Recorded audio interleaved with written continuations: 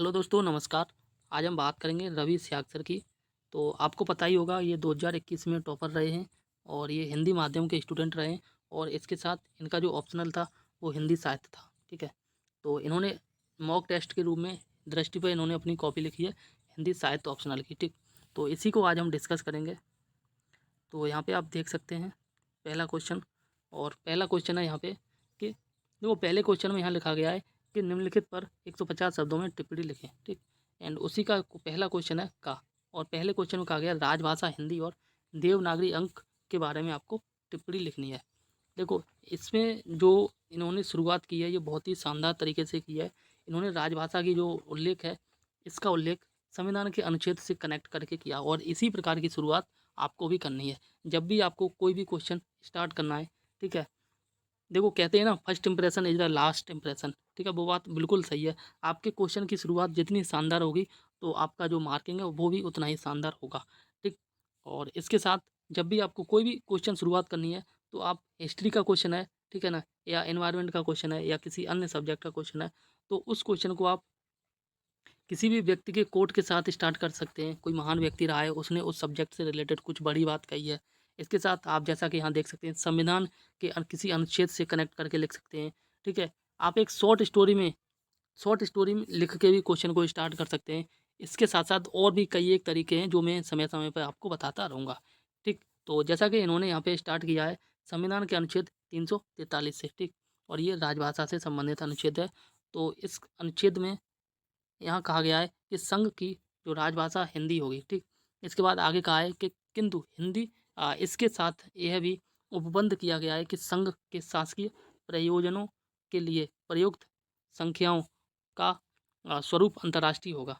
ठीक है, कहा गया है कि संघ की राजभाषा तो आपकी हिंदी होगी। ठीक है, जो संविधान की में यूज की जाने वाली है। इसके साथ जब भी संविधान में कोई राजकाज का काम होता है उसमें जो अंकों की यूज किया जाएगा उन अंकों को इस प्रकार से लिखा जाएगा, अंतर्राष्ट्रीय स्तर के होंगे। ठीक, तो इसके बाद आगे यहाँ पे कहा गया है और आगे कहा गया है कि हालांकि संविधान सभा में ही देवनागरी अंकों 1 2 3 ये वाले देवनागरी अंकों आप पता होगा, और 4 बनाते थे हम इस प्रकार से। ठीक, और 5 कैसे बनाते थे इस प्रकार से कुछ। तो इन अंकों का बारे में कहा गया है कि आदि को संवैधानिक मान्यता प्रदान करने के पक्ष में आवाज़ें उठी थी। ठीक है, देखो पहले तो इनको स्वीकार कर लिया गया, लेकिन कुछ लोगों ने कहा था, कुछ एक पक्ष ने कहा था कि इन अंकों की जगह आपको जो देवनागरी के अंक हैं इनको स्टार्ट लिखना है। ठीक, तो खैर आगे देखते हैं कि मान्यता प्रदान करने के लिए आवाज़ें उठी थी एंड इनमें सर्व प्रमुख योगदान पुरुषोत्तम दास टंडन। किसका रहा? पुरुषोत्तम दास टंडन का, सेठ गोविंद दास का। इस प्रकार से आपको नाम लिखने हैं एक सटीक तरीके से। ठीक है, और तभी आपके जो आंसर है उसमें 4 चांद लगेंगे। आदि हिंदी प्रेमियों का था, ये जो बात कही गई है ये बात पुरुषोत्तम दास टंडन के द्वारा सेठ गोविंद दास आदि जो हिंदी प्रेमी थे इनके द्वारा कही गई है। एंड इसके साथ आगे नीचे कहा गया है कि निम्न कारणों से अंतर्राष्ट्रीय अंक अपनाए गए। अंतर्राष्ट्रीय जो अंक अपनाए गए इसके कारण कुछ निम्न बताए हैं जो यहाँ देख सकते हैं आप। पहला है कि ये अंक संपूर्ण भारत में प्रचलित हो गए थे, यानी कि जो 1 2 3 मतलब जो आजकल हम लिखते हैं ना वही वाले अंक अंतर्राष्ट्रीय अंक कहलाते हैं। तो इन अंकों का पूरे भारत में प्रचलन था, यानी कि भारत के प्रत्येक कोने में इन अंकों को आसानी से समझ सकते और लिख सकते थे। इसके बाद इसका दूसरा जो रीजन है वो था विज्ञान व तकनीकी विकास के स्तर पर भी। ठीक है, एंड आगे कहा गया पर गणित भौतिक विज्ञान आदि के स्तर पर अंतर्राष्ट्रीय सहयोग के लिए। ठीक है, क्योंकि ये जो अंक हैं ये अंतर्राष्ट्रीय स्तर पर भी यूज किए जाते हैं। एंड तीसरा रीजन बताया गया है कि विभिन्न क्षेत्रों द्वारा अंतर्राष्ट्रीय अंकों के समर्थन में मत देना। ठीक है, एंड इसी प्रकार से आगे यहाँ पे कहा गया है कि इस प्रकार जो देवनागरी अंकों को अपनाने की मांग 1963 में हुई, 1965 में राजभाषा अधिनियमों के समय भी उठी, किंतु फिर कहा गया है कि किंतु आज भी संविधान में अंकों का स्वरूप अंतर्राष्ट्रीय ही है। देखो, जो देवनागरी वाले अंक थे इस प्रकार, एक मिनट, इस प्रकार से और इस प्रकार से ये वाले देवनागरी वाले अंक थे, इनकी यूज करने की संविधान में आवाज़ तो उठी लेकिन इनको यूज नहीं किया गया। लेकिन इनके स्थान पर जो अंतर्राष्ट्रीय अंक हैं जो आजकल हम यूज करते हैं इन्हीं को आज भी यूज या उपयोग किया जाता है।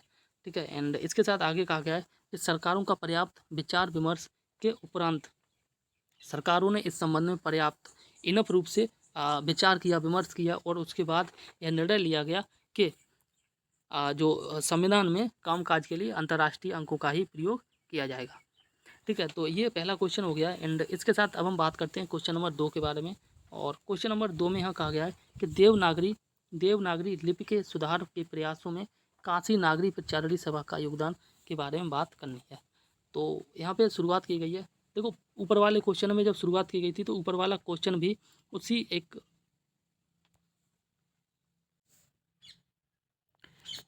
ऊपर वाला जो क्वेश्चन था, जो शुरुआत किया गया था, वह संविधान के अनुच्छेद से स्टार्ट किया गया था। और इसके साथ दूसरा क्वेश्चन भी एक सन के द्वारा स्टार्ट किया गया है। ठीक है, और यहाँ देख लेते हैं कि 1893 में अपनी स्थापना के उपरांत से ही काशी नगरी प्रचारणी सभा ने हिंदी के विकास में बहुआयामी योगदान दिया है।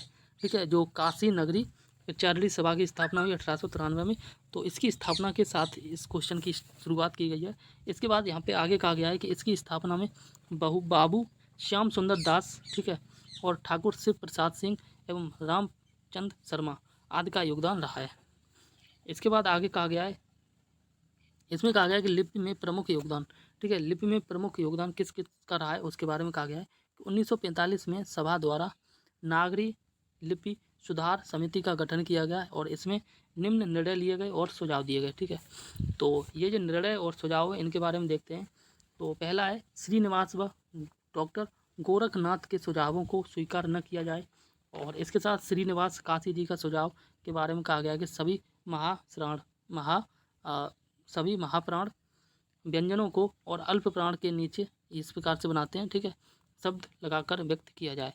एंड इसके साथ नेक्स्ट है कि डॉक्टर गोरखनाथ का सुझाव था कि मात्रा व्यवस्था को व्यंजन से अलग लिखा जाए। आदि उदाहरण में कहा गया रानी इस प्रकार से लिखा जाए, जैसे रा, फिर डंडा अलग, नानल और बड़ी की मात्रा अलग। ठीक है, इस प्रकार से रानी लिखा जाए। तो इसके बाद यहाँ खा पॉइंट कहा गया है, और खा पॉइंट में कहा गया है कि सभी व्यंजनों को खड़ी पाई युक्त बनाने का सुझाव दिया गया। ठीक है, उदाहरण के लिए ट आदि। एंड आगे कहा गया वर्ण जो थे वर्ण खड़ी पाई युक्त नहीं है। इसी प्रकार से गा के बारे में कहा गया है कि अर्ध व्यंजन दर्शाने के लिए व्यंजनों की पाई को हटा देना चाहिए। ठीक है, इस प्रकार से पाई का मतलब होता है, जैसे ये डंडा है ना, ये अक्षर हो गया और ये डंडा, तो ये जो पाई है ये डंडा वाला, इसको हटा देना चाहिए अर्ध व्यंजन बनाने के लिए। जैसे आपको लिखना है पप्पू, ठीक है ना, जैसे लिखना है आपको पप्पू, तो ये पूरा पा दूसरा वाला न बना के इसको हटा के और आधा फिर इस प्रकार से आपको लिखना है। ठीक, एंड आगे यहाँ पे कहा गया है, और ये कहा गया है कि सभी स्वर, ठीक है, जैसे ओ चिन्ह से लिखे जाने चाहिए व इसी में मात्राओं का समायोजन भी किया जाना चाहिए। ठीक, जैसे उदाहरण में कहा गया है कि ओ फिर ऊ ए, कहने का मतलब है इस प्रकार से लिखा जाना चाहिए, ओ और इसमें डंडा तो आ हो गया। ठीक, ओ और ए। लेकिन आगे कहा गया है कि हालांकि उपयुक्त सुझाव स्वीकार नहीं किया गया, इस प्रकार का जो सुझाव दिया गया, इस सुझाव को स्वीकार नहीं किया गया, लेकिन इसके किंतु प्रयासों की दृष्टि से काशी नागरी प्रचारणी सभा का योगदान अप्रतिम रहा है या अप्रिय रहा है। ठीक है, तो इस प्रकार से क्वेश्चन नंबर दूसरा भी बहुत ही शानदार तरीके से लिखा गया है। और देखो, आप देख सकते हैं यहाँ पे 10 मार्क्स में से इनको 6 मार्क्स मिले, यानी कि 60% मिला है। तो 60% मोर देन इनफ होता है एक टॉपर के लिए। ठीक है, और इसके बाद अगर हम बात करें एक एवरेज या बिलो एवरेज की बात करें, तो उसको फिर 4 या 3.5 मार्क्स ही मिल पाते हैं। ठीक है, टॉपर बनना है तो आपको 6.5 मार्क्स और 6 और 7 के बीच में मार्क्स लेके आने, और इतने ही आते हैं मैक्सिमम मार्क्स। तो वीडियो अगर अच्छी लगी हो तो प्लीज़ वीडियो को लाइक करें, दोस्तों में शेयर करें, और चैनल को सब्सक्राइब कर दें इसी प्रकार की बहुत सारी वीडियो पाने के लिए। और इसके साथ आप और भी वीडियो देखना चाहते हैं तो आप टेलीग्राम चैनल पे आपको वीडियो मिल जाएगी, और इसके साथ चैनल पे जाएँ, वहाँ पे आपको बहुत सारी वीडियो मिल जाएंगी। तो तब तक के लिए नमस्कार, जय हिंद।